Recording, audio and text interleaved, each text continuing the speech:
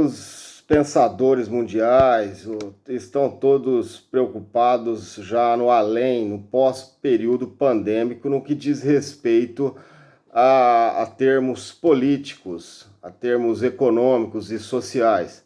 Alguns, inclusive, eles dizem que essa situação seria até uma oportunidade. Afinal de contas, a peste negra, no período da peste negra, após a peste negra, surgiu o renascimento.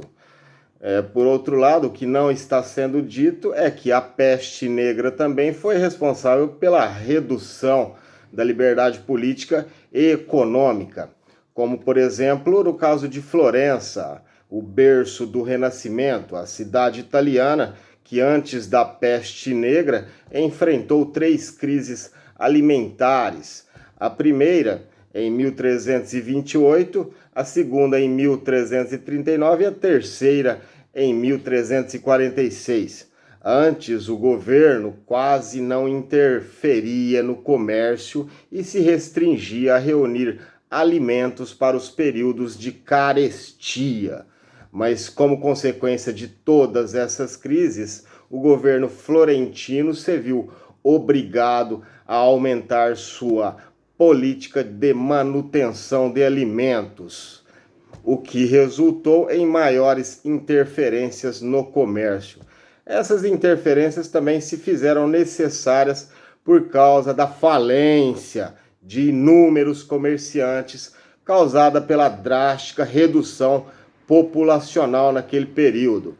Ademais, durante a segunda metade do século XIV, o governo foi ocupado por uma oligarquia que aproveitou da ocasião para adotar políticas que beneficiassem apenas suas atividades e restringissem a participação do povo nos cargos políticos. Dessa forma, a consequência direta da peste negra em Florença foi a concentração do poder pela oligarquia e o enfraquecimento da participação popular nas decisões da República, meus amigos, o que resultou na perda das liberdades política e econômica do povo.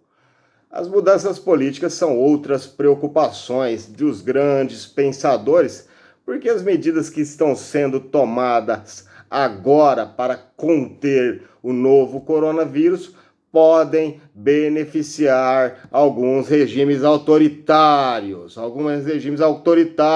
Na Coreia do Sul, por exemplo, o governo criou um aplicativo que tem acesso à localização da pessoa e permite acompanhar os movimentos dela para saber se ela está ou não onde deveria estar. Na China, além desses dados, monitora-se também os fluxos aéreo e rodoviário dos cidadãos. É o 1984 aí.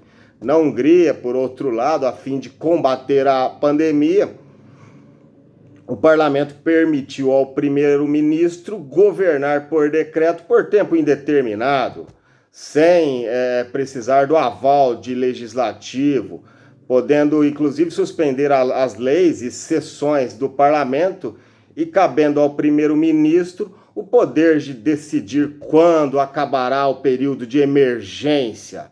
Ali a pandemia se transformou numa conveniência. No Brasil, o governo vai ter acesso aos dados das operadoras de celulares para identificar onde há aglomerações de pessoas. Na Rússia, apesar de poucos casos confirmados, conta-se que o governo determinou a quarentena e as pessoas só poderiam sair de casa se possuíssem um código em seu celular que as autorizem sair.